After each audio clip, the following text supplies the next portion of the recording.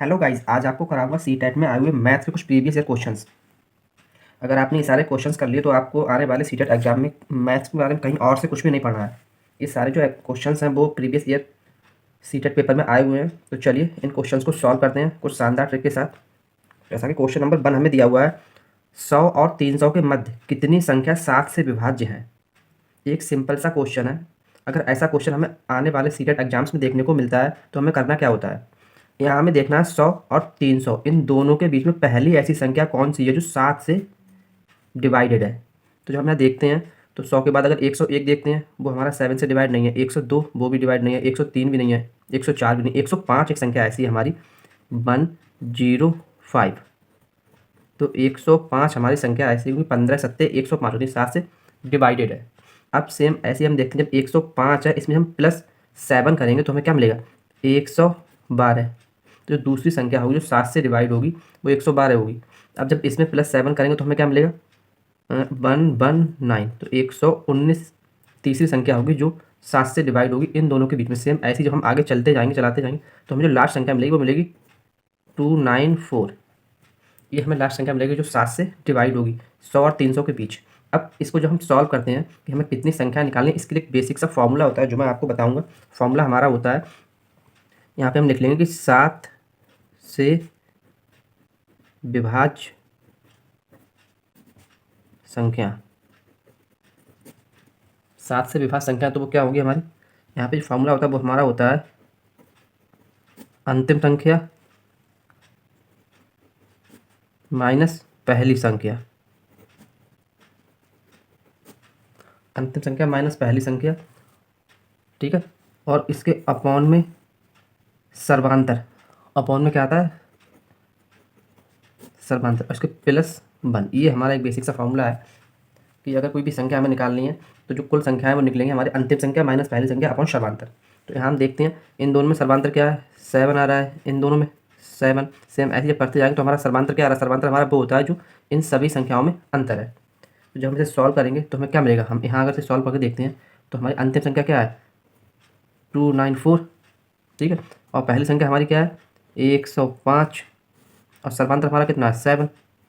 तो जब हम इसे सॉल्व करेंगे तो हमें क्या मिलेगा, अब 294 में से 105 जाएगा तो ये 14 में से 5 गया तो 9, और यहाँ रहेगा आपका 8 डिवाइड बाई, सॉरी यहाँ पे +1 चल रहा है, +1, ठीक है। जब से डिवाइड करेंगे काटेंगे हम तो हमें क्या मिलेगा 7 दूनी 14 और 7 सत्ते 49, तो 27 +1। तो जो आंसर हमें मिलेगा वो क्या मिलेगा 28। ऑप्शन नंबर बी जो इस क्वेश्चन का आंसर होगा। तो चलिए सॉल्व करते हैं नेक्स्ट क्वेश्चन। नेक्स्ट क्वेश्चन हमें दिया हुआ है कि निम्नलिखित में से कौन सा सही है। ये हमें 4 ऑप्शन दिए हैं, इसमें हमें बताना है कौन सा सही है। यहाँ इसने बोला 1000 के पूर्ववर्ती का पूर्ववर्ती 999 है। ऐसे बेसिक सिंपल से ही क्वेश्चन आपको सीटेट एग्जाम में देखने को मिलेंगे, इसलिए मैंने वही सारे क्वेश्चन इसमें लिए हैं जो प्रीवियस ईयर में आए हुए हैं। तो मैं आपको यहाँ पे इस क्वेश्चन को सॉल्व करने से पहले एक छोटा सा कॉन्सेप्ट बताना चाहूँगा। तो कॉन्सेप्ट हमारा ये है, यहाँ पे इसने 2 टर्म दिए हैं, एक इसने दिया है पूर्ववर्ती आपको देखने को मिलेगी और एक परवर्ती। एक क्या दिए हैं पूर्ववर्ती, तो पूर्ववर्ती का मतलब होता है पहले वाला, या फिर इसे हम बोल सकते हैं -1, ठीक है ना। और दूसरी टर्म दी है हमें परवर्ती, परवर्ती को हम बोलते हैं बाद वाला। एक सिंपल से मैं आपको उसको बता रहा हूँ ताकि आपको एग्जाम में याद रहे, आपके माइंड में ये हमेशा बना रहे, +1, ठीक है। बस ये आपको 2 टर्म याद रखनी है, पूर्ववर्ती परवर्ती। क्या होता है पूर्ववर्ती आएगा -1, परवर्ती आएगा +1। तो चलिए क्वेश्चन को देखते हैं। यहाँ इसने बोला 1000 के पूर्ववर्ती का पूर्ववर्ती 999, चलो हम इसे चेक कर लेते हैं। अच्छा 1000 का पूर्ववर्ती बोला है तो 1000 का पूर्ववर्ती कितना होगा, 1000 में जब -1 करेंगे तो क्या मिलेगा 999। अब इसमें इसका इस 999 का पूर्ववर्ती 999 जब इसमें से भी हम -1 करेंगे तो क्या मिलेगा 998, ठीक है ये मिलेगा। लेकिन हमें यहाँ पे क्या दिया है 999, मतलब इसका मतलब ये गलत है पहला वाला। सेकंड चेक करते हैं 1000 के पूर्ववर्ती का परवर्ती, तो जब 1000 का पूर्ववर्ती कितना होता है 999, इसका परवर्ती जब +1 करेंगे तो कितना मिलेगा 1000। लेकिन यहाँ किसने दिया है 1001, सेकंड भी हमारा गलत है। तीसरा उसने दिया 1000 के पूर्ववर्ती का, तो 1000 का पूर्ववर्ती हमारा कितना है, एक कम 999 का परवर्ती +1 करेंगे तो परवर्ती हमारा कितना मिलेगा 1000। लेकिन यहाँ इसने हमें दिया गया 2, सी भी हमारा गलत है। ये हमारा एक एलिमिनेट मेथड है, इससे आप क्वेश्चन को सॉल्व करने में आपको काफ़ी हेल्प मिलती है। तो डी हम देखते हैं, डी में से बोला 1000 के परवर्ती, तो 1000 का परवर्ती प्लस 1 करेंगे तो 1001 मिलेगा, ठीक है। तो इसके परवर्ती का पूर्ववर्ती, तो इसका परवर्ती होगा, इसका पूर्ववर्ती -1 करेंगे तो हमें कितना मिलेगा 1000। ऑप्शन हमारा 1000 आ रहा आंसर, तो हाँ यहाँ भी 1000 है, इसका मतलब ऑप्शन नंबर डी हमारा क्वेश्चन नंबर 2 का आंसर होगा, ठीक है। एक अच्छा सा कॉन्सेप्ट है पूर्ववर्ती परवर्ती, ये हमें एग्जाम में सीटेट एग्जाम में मोस्टली देखने को मिलता है, और इस बार के एग्जाम में भी हमें ये देखने को मिलेगा। आप इस वीडियो को लास्ट तक देखें, आपको ऐसे कई शानदार क्वेश्चन मैं आपको कराऊंगा। चलिए सॉल्व करते हैं नेक्स्ट क्वेश्चन। जैसा कि हमें नेक्स्ट क्वेश्चन दिया हुआ है, किसी पूर्णांक का वर्ग करने पर इकाई के स्थान पर कौन सी संख्या नहीं हो सकती। क्या पूछा है, इसने हमें 4 संख्याएं दी हैं, अगर हम किसी भी पूर्णांक का स्क्वायर करेंगे तो इनमें से कौन सी ऐसी संख्या है जो उसके इकाई के स्थान पर नहीं आएगी। ये एक शानदार क्वेश्चन है, इसे मैं आपको कराऊंगा एक शानदार ट्रिक के साथ। मैं एक ऐसी ट्रिक बताऊंगा जिसमें आपको ये नहीं, इस कॉन्सेप्ट पे कोई और भी क्वेश्चन मिलता है तो आप देखते ही सॉल्व कर देंगे। अगर हमें निकालेंगे 1 का स्क्वायर तो हमें क्या मिलेगा 1, अगर 2 का स्क्वायर करेंगे तो क्या मिलेगा 4, सेम ऐसे 3 का स्क्वायर करेंगे तो कितना आएगा 9, ठीक है ना। और जब 4 का स्क्वायर करेंगे तो कितना मिलेगा 16। 5 का स्क्वायर अगर करके देखते हैं हम यहाँ तो 25, 6 का स्क्वायर 36, ठीक है। और 7 का स्क्वायर करेंगे तो हमें क्या मिलेगा 49, 8 का स्क्वायर करेंगे तो मिलेगा 64, और 9 का स्क्वायर करेंगे तो 81, और 10 का स्क्वायर 100। ये मैंने आपको इसलिए कराया है जिससे अगर आपको एग्जाम में ये डिजिट ना कोई और कॉन्सेप्ट या कोई और डिजिट दिए हो तो वो भी आप सॉल्व कर लें। यहाँ आप चेक करेंगे तो हम देखेंगे कि इसका इकाई अंक 1 है, इसका 4, इसका 9, इसका यहाँ पे इकाई अंक 6 है, इसका 5, 6, 9, 4, 1, 0, ठीक है। इसने पूछा क्या है कि ऐसा कौन सा अंक है, ऐसा कौन सी संख्या है जो हमें किसी पूर्णांक का वर्ग करने पर उसके इकाई अंक पे नहीं मिलेगी। तो ये तो हमें सारी इकाई अंक पे मिल रही है, कौन कौन से इकाई अंक पे मिल रही है हम लिख लेंगे। 0 मिल रहा है, 1 मिल रहा है, 4 मिल रहा है, 5 भी मिला है, 6 भी मिला है यहाँ पे हमें, ठीक है। और जी 1 हो गया, 6 भी हो गया, 5 भी हो गया, 4 भी हो गया, और 9 मिला है। 1, 2, 3, 4, 5, 6 ये जो डिजिट हैं। अब हमारे 0 से लेकर 10 तक उसमें कौन कौन से डिजिट रहेगा जो हमें इसमें नहीं मिले हैं। एक तो 2 रह गया हमारा, ठीक है, 2 हमें नहीं मिला है, 3 रह गया, एक 7 रह गया, एक 8। ये 4 डिजिट ऐसे हैं जो हमें किसी भी पूर्णांक का वर्ग करने पर उसके इकाई अंक पे नहीं मिलेंगे। 2, 3, 7, 8, तो बस यही हमें देखना है। यही इसने हमें इस क्वेश्चन में पूछा कि किसी भी संख्या का पूर्णांक का वर्ग करने पर हमें कौन सी संख्या उसके इकाई के स्थान पर नहीं मिलेगी।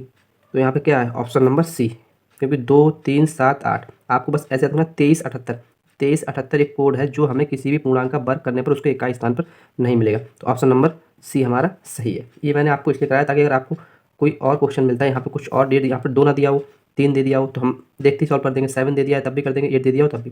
और ये जो 0, 1, 4, 5, 6, 9 ये इतने जो डिजिट हैं ये हमारे इकाई के स्थान पर आने वाले डिजिट हैं, ठीक है। ये एक अच्छा कॉन्सेप्ट है, इस कॉन्सेप्ट पे बेस्ड क्वेश्चन आपको एग्जाम में देखने को मिल सकता है, ठीक। नेक्स्ट क्वेश्चन हमें दिया हुआ है 7 और 13 के बीच कितनी परमेय संख्या होंगी। ये हमारा सीटेट जनवरी 2014 में आया हुआ क्वेश्चन है। ये एक पैडागोजी का क्वेश्चन है, इसने हमें यहाँ पे डिजिट दे जरूर दिए हैं, ठीक है। ये एक टाइप से पैडागोजी का क्वेश्चन है। अगर ऐसा क्वेश्चन आपको मिलता है तो यहाँ बस हमें नोट डाउन कर लेना, और एक वो बात जो मैं आपको नोट डाउन करा रहा हूँ तो आपको अपने माइंड में नोट कर लेनी है। यहाँ पर हम लिख लेंगे मतलब 2 परिमेय संख्याओं के बीच अनंत परिमेय संख्याएं होती हैं। बस ये एक जो लाइन मैंने आपको लिखा है कि 2 परिमेय संख्याओं के बीच अनंत परिमेय संख्याएं होती हैं। बस ये आपको ऐसा क्वेश्चन अगर आपको एग्जाम में मिलता है, चाहे वो 7 और 13 दिया हो, कुछ भी दिया हो कि 2 हमें परिमेय संख्या दी हूँ, ठीक है, तो उनके बीच अनंत परिमेय संख्याएं होती हैं। तो यहाँ पे ऑप्शन नंबर सी हमें क्या है देखने को मिल रहा है अनंत। तो जो इस क्वेश्चन का आंसर होगा, हमेशा आपको ध्यान रखना कोई भी हमें परिमेय संख्या दी हो उनके बीच पूछा हो मतलब कोई इसके बीच कितनी परिमेय संख्या होंगी तो आप सीधा बोल देंगे इसमें अनंत परिमेय संख्या होती हैं। वीडियो को लास्ट तक आप देखते रहिए, ऐसे ही शानदार क्वेश्चन मैं आपको कराऊंगा जो प्रीवियस या सीटेट एग्जाम में आए हुए हैं। चलिए सॉल्व करते हैं नेक्स्ट क्वेश्चन। नेक्स्ट क्वेश्चन हमें दिया हुआ है कि 5, 6, 7, 1 और उसके अंकों को पलट देने पर प्राप्त संख्या का अंतर है। तो हमें जो संख्या दी है क्या दी है ये क्वेश्चन बस हम चाहें तो देखते ही सॉल्व कर सकते हैं।